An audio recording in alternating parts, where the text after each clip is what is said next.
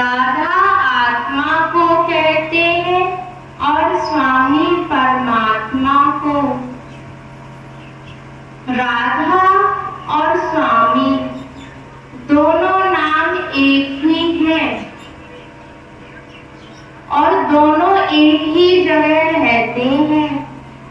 हमारी आत्मा हमारे अंदर रहती है और हमारे स्वामी परमात्मा वो भी हमारे अंदर रहते हैं।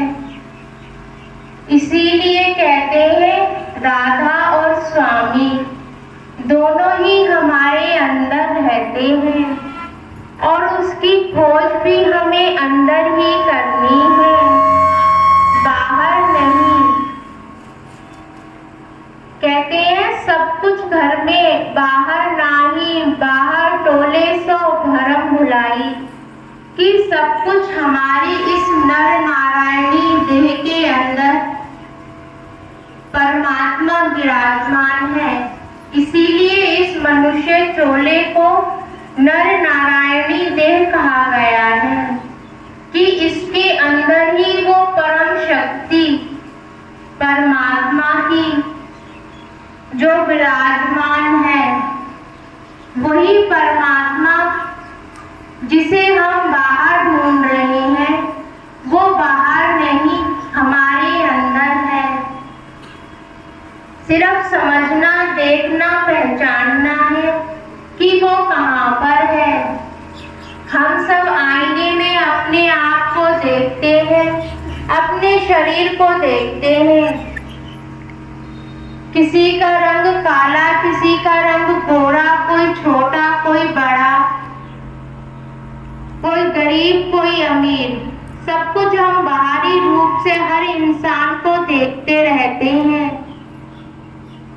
कि हर एक इंसान अलग अलग है, परंतु जब हम उसे परमार्थिक दृष्टि से देखेंगे तो वो सब हमें सिर्फ एक आत्मा दिखेगी, चाहे वो मनुष्य चोले में किसी भी योनि में है, चींटी में है, 84 लाख जिया जून में है या मनुष्य चोले में।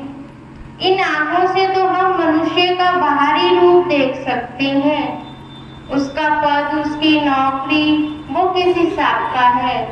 परंतु जब हम आध्यात्मिक दृष्टि से सबको देखें तो सभी में हमें ईश्वर का ही रूप नजर आएगा। परंतु उन आंखों को हम बनाएं कैसे? हमारे को जो परमात्मा ने जो आंखें दी हैं, सिर्फ उससे हम इंसान के बाहरी रूप को देख सकते हैं कि वो किस तरह का है। परंतु उसके अंदरूनी रूप को जब हम देखेंगे तो वो कैसे देखेंगे, उस अपने आप को कैसे हम उन आंखों को हम बनाएंगे, कहाँ से वो आंखें आएंगी? आंखें तो सभी की दो है, मगर कहते हैं जीवन में परिवर्तन ही सब कुछ है। जिसने अपने जीवन में परिवर्तन कर लिया, आध्यात्मिकता का परिवर्तन कर लिया। आप सब यहाँ पर है, सभी पढ़े लिखे भी हैं या नहीं भी है, मगर कहानी किस्से तो सभी सुनते रहते हैं और जानते भी हैं कि किस प्रकार एक बुरा इंसान भी कैसे अच्छा हो जाता है। कोई किसी का बुरा करने इधर नहीं आया है। परमात्मा ने जब अपनी आत्मा दी है और सभी के अंदर वो विराजमान है, तो वो बुरा कैसे किसी का कर सकता है? परंतु बुरा फिर भी होता है। वो किस प्रकार होता है, उसको जाने और समझे कि हमारे स्वयं के कर्म। यदि मनुष्य कर्म को समझ लेगा, सत्संग में आके आध्यात्मिकता को जान लेगा, तो वो दोष किसी को नहीं देगा। हमारे सभी सगे संबंधी, रिश्तेदार, हमारे अड़ोसी पड़ोसी, भाई बंधु, जो भी हमारे रिश्ते में, चाहे पत्नी है, बच्चा है, जो भी हमारे रिश्ते में है, कोई हमारे साथ बुरा करने नहीं आता है। परंतु बुरा फिर भी होता है। बुरा क्या है? बुरा हम दूसरों को दोष ना दें, स्वयं अपने आप को दोष दें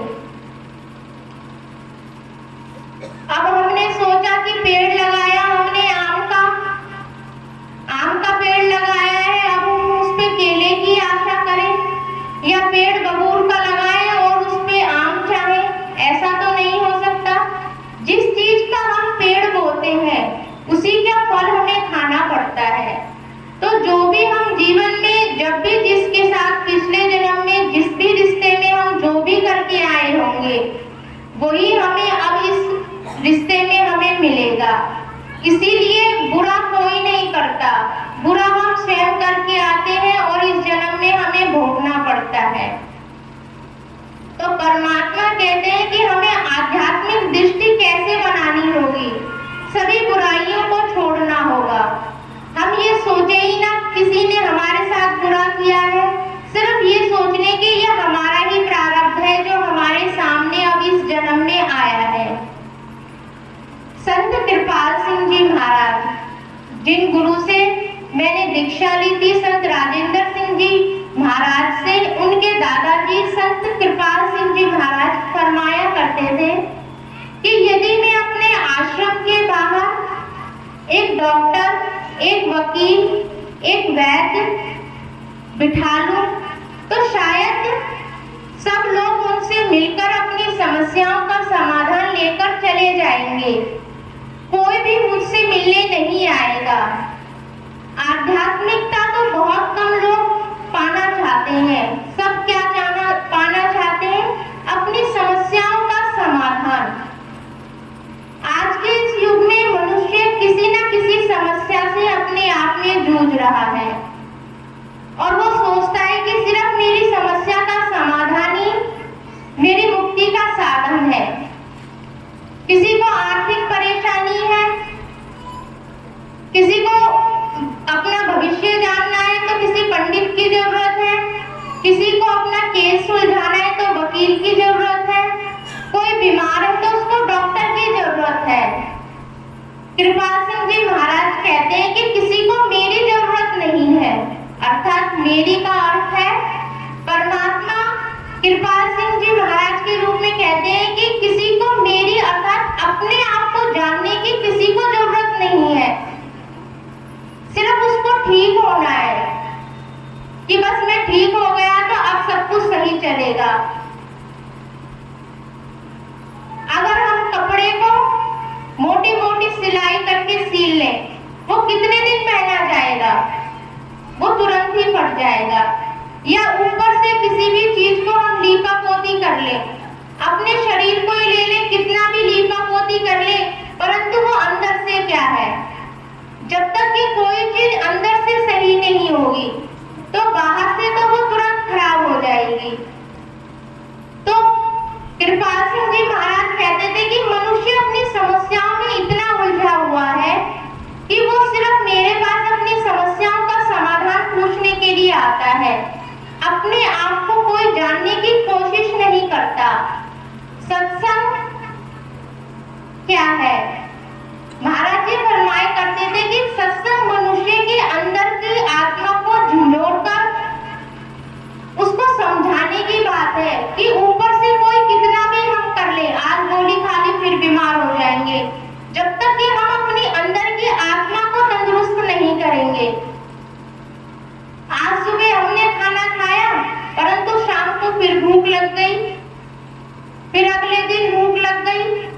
ऐसा हो सकता है कि आज हम बहुत सारा खाना खा लें 3-4 दिन का, नहीं हो सकता, क्योंकि रूटीन है कि जितनी हमें भूख लगेगी, सुबह लगेगी, दोपहर लगेगी, शाम लगेगी, उतना ही लिमिट में हम खा सकते हैं। तो आध्यात्मिकता को हम कैसे समझते हैं कि पूरे दिन में एक बार